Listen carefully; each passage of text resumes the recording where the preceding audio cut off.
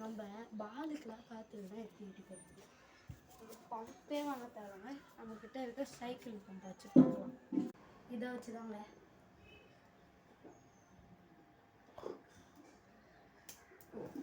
இந்த முறை வெட்டிட்டு இந்த கீழ்ப்பகுதியை இதில் ஃபிட் பண்ணி இதில் அடுத்தது நம்ம பம்பில் மாட்டிட்டு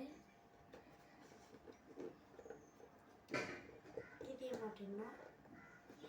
மாட்டிட்டு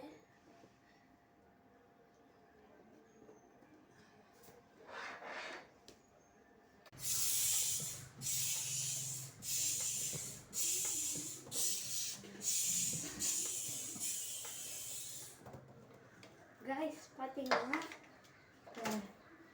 ரொம்ப சூப்பராகவே ஏறிக்குது காற்று பாருங்க, செம்மையாக இருக்குது கைஸ்.